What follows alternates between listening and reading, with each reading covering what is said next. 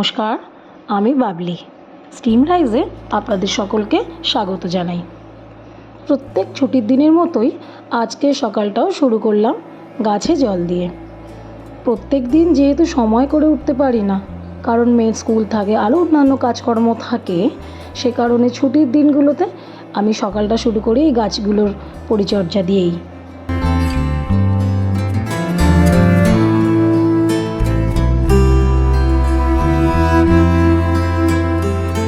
এদের তাণ্ডব শুরু হয়ে গেছে।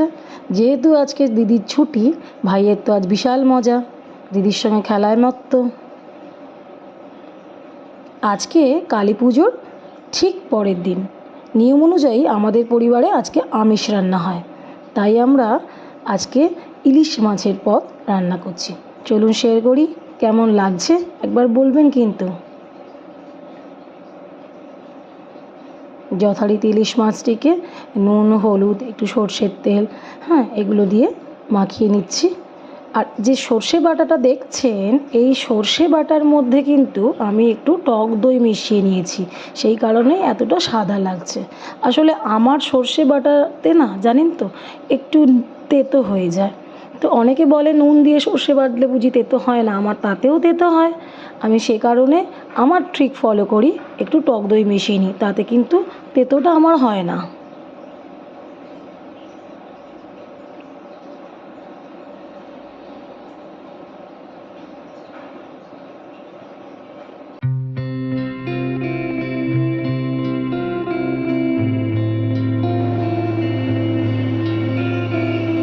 ম্যারিনেশন শেষ।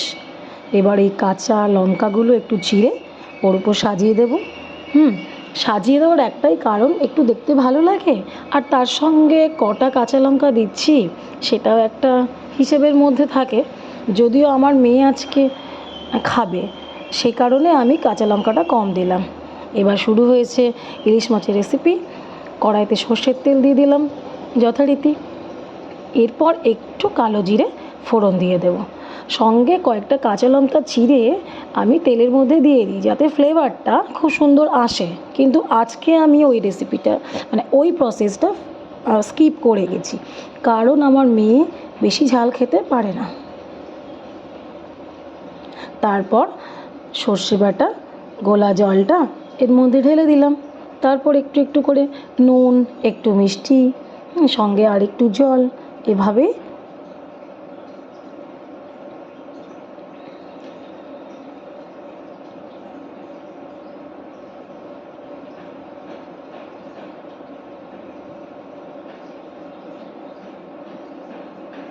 এবার সর্ষে বাটাটা ফুটে উঠলে আমি মাছগুলো আস্তে আস্তে ছেড়ে দেব। আসলে এভাবেই আমরা বাড়িতে সর্ষে বাটা ইলিশ রান্না করি। আমি এটা আমার মায়ের কাছ থেকেই শিখেছিলাম। খুব সাধারণইভাবে রান্না করা হয়, জানেন।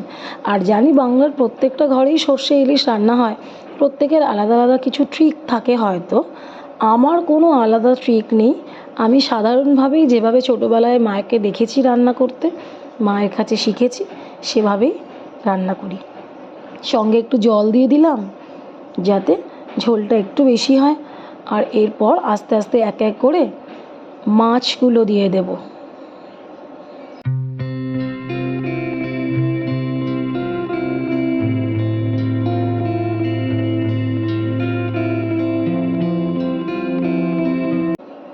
একটু নুনটা চেক করে নিলাম।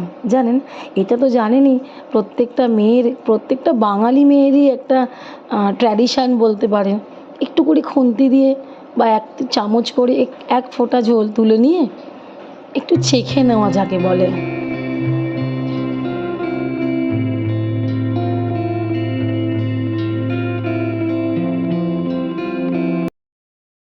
ঝোল ফুটে উঠেছে, এবার এক এক করে মাছটা আমি ছেড়ে দেবো।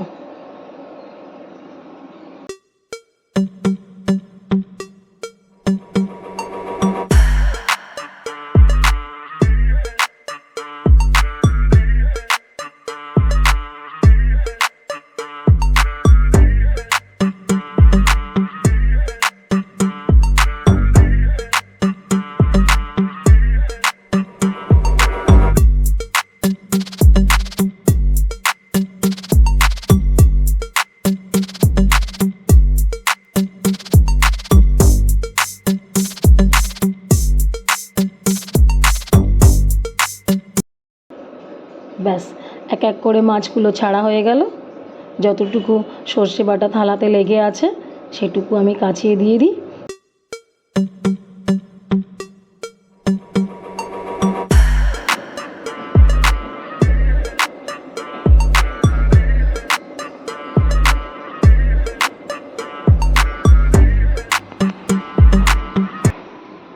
এবার চেরা কাঁচা লঙ্কা যেগুলো উপরে সাজানো ছিল সেগুলোকেই ছেড়ে দিলাম।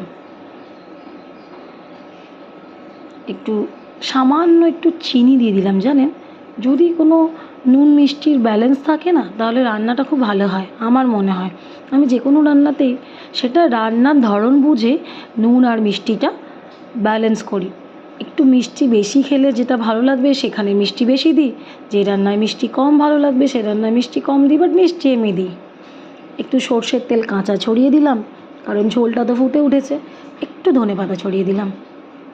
মনে হয় আমার সর্ষে বাটাতে ধনেপাতাটুকু দিলে বেশ আলাদা একটা মাত্রা আনে।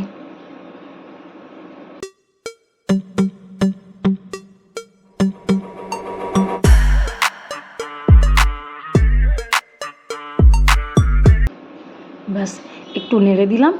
কি সুন্দর দেখতে লাগছে, তাই না? আমার খুব ভালো লাগে সর্ষে বাটা ইলিশ। এবার এক এক করে নামিয়ে নিচ্ছি।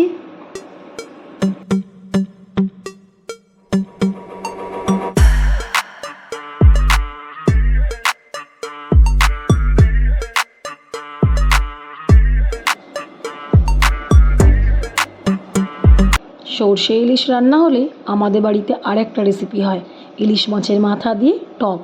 খুব পুরনো পরিচিত রেসিপি যদিও ঘটিদের জন্য। তো একটু তার জন্য তেঁতুল লাগে, তেঁতুলটা আমি গুলে নিলাম।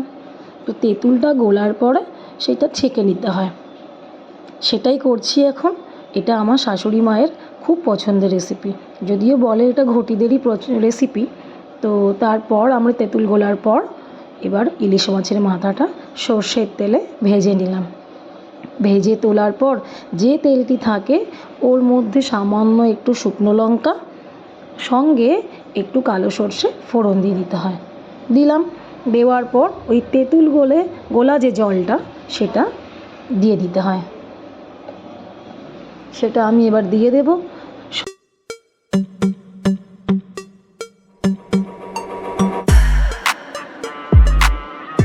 বাস দেওয়া হয়ে গেল। সঙ্গে আমি একটু নুন, একটু হলুদ আর একটু বেশি করে মিষ্টি অ্যাড করব। কারণ এই রেসিপিটা না একটু চাটনি টাইপের হয়, জানেন তো। একটু টক মিষ্টি খেতে ভালো লাগে, ঝালের পরিমাণটা একদমই হয় না। এটা অনেকটা চাটনির মতো। একটু হলুদ আর নুন দিলাম, আর একটু জল আমি অ্যাড করব। আর একটু পাতলা হলে মনে হয় ভালো লাগবে।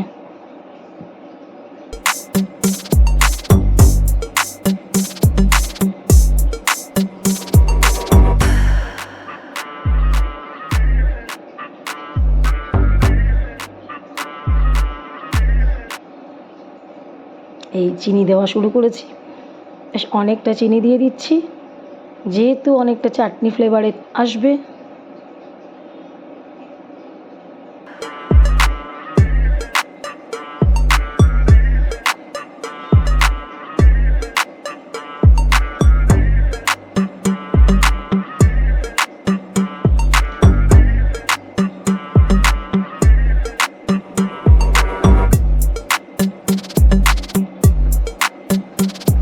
এবার এই ঝোলটার মধ্যে আমি মাছের মাথাগুলো দিয়ে দিয়েছি। মাছের মাথাটা ফুটে উঠলে একটু ভেঙে ভেঙে দেব, তারপর নামিয়ে নেওয়া। বাস এইটুকুই।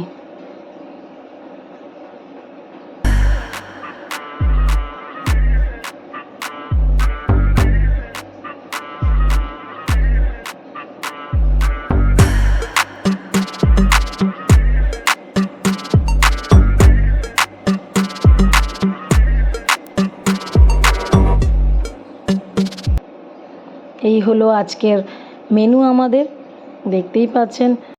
এই ছিল আমার আজকের সারাদিনের কর্মকাণ্ড। যদি ভিডিওটা ভালো লাগে কমেন্টে জানাবেন, কিন্তু জানি এটি আমার প্রথম ভিডিও, এখানে অনেক ভুলভ্রান্তি আছে যেগুলো আপনাদের চোখে ধরা পড়বে। সেক্ষেত্রে সেই ভুলভ্রান্তিগুলো আমাকে ধরিয়ে দিতে ভুলবেন না কিন্তু কমেন্টে। আর যদি আমাকে ভালো লাগে আমার চ্যানেলটিকে সাবস্ক্রাইব করবেন আর সঙ্গে বেল বাটনটাও। ধন্যবাদ।